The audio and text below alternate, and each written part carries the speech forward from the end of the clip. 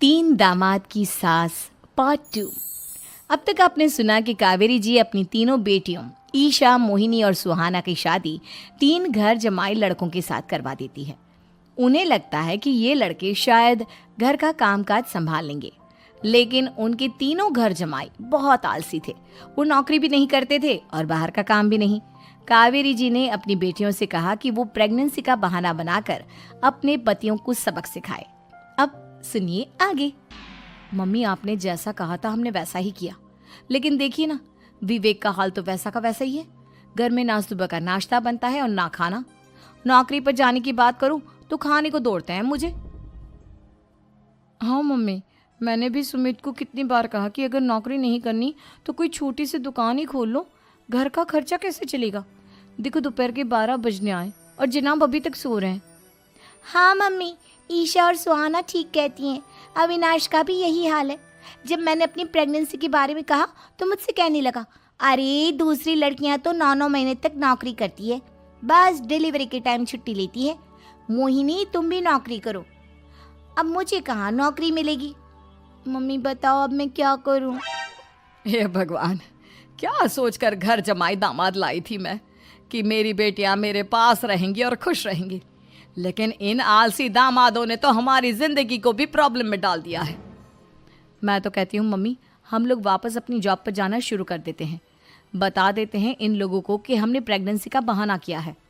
नहीं नहीं बेटा, ऐसी गलती भी मत करना। अगर तुमने ऐसा किया तो इन तीनों की आदत और ख़राब हो जाएगी। अरे आज नहीं तो कल कभी तो तुम प्रेग्नेंट होगी, तब वापस यही प्रॉब्लम आएगी। तब क्या करोगी तुम तीनों। हाँ मम्मी, आपकी बात तो बिल्कुल सही है। इन लोगों को तो सुधारना ही पड़ेगा। लेकिन कैसे? अपने बच्चों के आने की खबर सुनकर भी इन लोगों पर कोई असर नहीं हो रहा। पैसे कमाने के लिए घर से बाहर निकलना ही नहीं चाहते ये तीनों। अब मेरे दिमाग में एक प्लान आया है। तुम तीनों चिंता मत करो, उन तीनों को बुलाओ, फिर मैं बात करती हूँ। थोड़ी देर बाद कावेरी जी अपने तीनों दामादों को सामने बुलाकर अपनी बात कहना शुरू करती हैं। अविनाश, सुमित और विवेक, देखो बेटा, मैं ना तुम तीनों से बड़ा प्यार करती हूँ, इसीलिए तो तुम्हें घर जमाई बना कर रखा है मैंने। अरे मम्मी जी, सीधे सीधे कहिए ना, क्या बात है। प्यार तो हम भी आपको बहुत करते हैं। अरे मम्मी जी, आपकी इज्जत भी बहुत करते हैं। अरे भाई, आपके जैसी सास और कमाने वाली बीवी सबको मिलती है क्या? हाँ मम्मी, विवेक और सुमित ठीक कह रहे हैं। आपकी बेटी से शादी करके मेरी तो ज़िंदगी ही अच्छी हो गई है।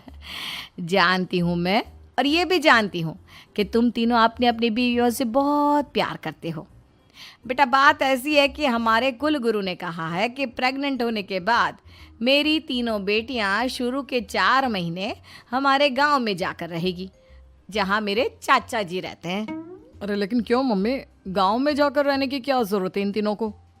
वो क्या है ना बेटा, हमारे परिवार को एक श्राप है। अगर मेरी बेटियों ने यहाँ पर बच्चा पैदा करने की कोशिश की तो उनके बच्चों को कुछ भी हो सकता है। इसलिए अब से लेकर 4 महीने पूरे होने तक इन्हें गांव वाले घर में रहना पड़ेगा। हाँ तो इसमें प्रॉब्लम क्या है मम्मी जी? हम भी वहाँ जाकर रहेंगे, पिकनिक मनाएंगे। अरे भाई, बीवी जहाँ हम भी वहाँ। हाँ यार, आइडिया तो बहुत अच्छा है। शहर की ज़िंदगी में रह रहकर परेशान हो चुके हैं, अब कुछ दिन गांव में बिताएंगे। तुम लोग समझने की कोशिश क्यों नहीं करते। तुम में से कोई भी वहाँ नहीं जा सकता, और मैं यहाँ रहूँगी ना तुम तीनों के साथ। 4 महीने की तो बात है, उसके बाद ये तीनों ही लौट कर आ जाएंगी। ठीक है मम्मी जी, अब हमारे बच्चों का सवाल है तो ये तो करना ही पड़ेगा। कावेरी अपनी तीनों बेटियों को कुछ दिन के लिए घर से बाहर कहीं दूसरे शहर में रहने के लिए भेज देती है। कुछ दिनों के बाद, अरे मम्मी जी, बहुत दिन से पिज्ज़ा नहीं खाया, मंगवाइए ना। क्या बताऊं बेटा, पहले तो बेटियां खर्चा दे देती थी क्योंकि उनकी नौकरी थी, लेकिन अब तो मेरे पास पैसे ही नहीं बचे। थोड़े बहुत पैसे हैं जो बच्चों की डिलीवरी में काम आएंगे। लेकिन मम्मी जी, आपकी बेटियों को वापस आने में तो अभी बहुत वक्त बाकी है। वही सोच सोच कर परेशान हो रही हूँ। सोच रही हूँ कल से दूध भी बंद करवा देती हूँ। अब दूध वाले को देने के लिए पैसे भी तो नहीं है ना। अरे नहीं नहीं मम्मी जी, अगर दूध भी बंद करवा दोगी तो मुझे चाय कहाँ से मिलेगी, और चाय के बिना मैं तो मर ही जाऊंगा। क्या करूं बेटा, इसके अलावा हमारे पास कोई ऑप्शन नहीं है, मेरे पास पैसे ही नहीं बचे। इस तरह कावेरी जी धीरे धीरे अपने तीनों दामादों को पैसे देना बंद कर देती हैं और घर में खाने पीने की चीजें लाना भी बंद कर देती है। अब वो तीनों बुरी तरह से परेशान होने लगे थे और इसलिए एक दिन तीनों प्लान करके घर से बाहर निकलते हैं और बाजार में जाने के बाद यार अच्छा खाना खाए हुए कितने दिन हो गए, पता नहीं कब अच्छा खाना मिलेगा। हमारी बीवियों के जाने के बाद तो हमारी हालत भिखारियों जैसी हो गई है यार। कुछ भी हो, मुझे तो आज पिज्ज़ा खाना ही खाना है। जेब में 1 रुपया नहीं और पिज्जा खाएगा, कहाँ से आएंगे पैसे? अरे देख वहाँ सामने बोर्ड पर क्या लिखा हुआ है, कंप्यूटर पर काम करने के लिए एक आदमी की आवश्यकता है। भाई मैं तो जा रहा हूँ, काम करूँगा और शाम तक पैसे लाकर आराम से पिज्ज़ा खाऊंगा। जा जा, तुझे कोई काम नहीं देने वाला, हम तो घर जा रहे हैं। चल भाई सुमित।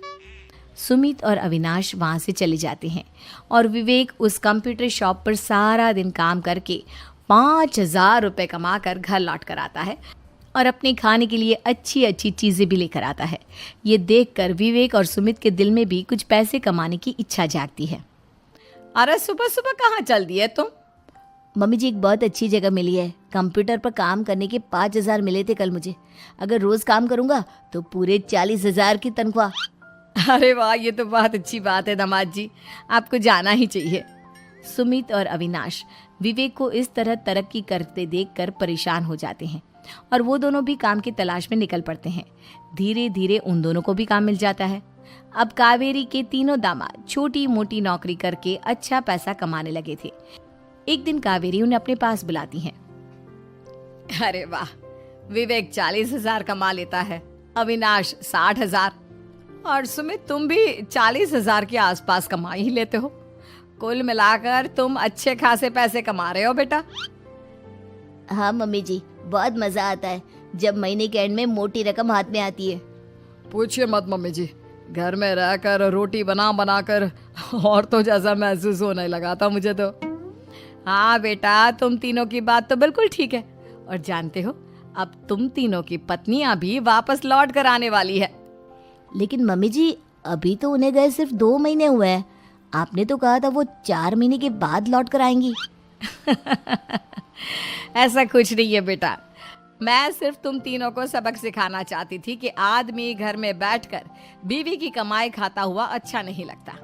इस दुनिया में हर इंसान को मेहनत करनी चाहिए, काम करना चाहिए, चाहे वो औरत हो या आदमी, ताकि अपने परिवार को संभाल सके। कावेरी की बात सुनकर उन तीनों को अपनी गलती का एहसास होता है और कावेरी उन्हें सच बता देती है कि ईशा, सुहाना और मोहिनी शहर में ही कहीं दूसरी जगह रह रहे थे। शाम के वक्त उन तीनों की पत्नियां लौट कर आ जाती है और कावेरी जी का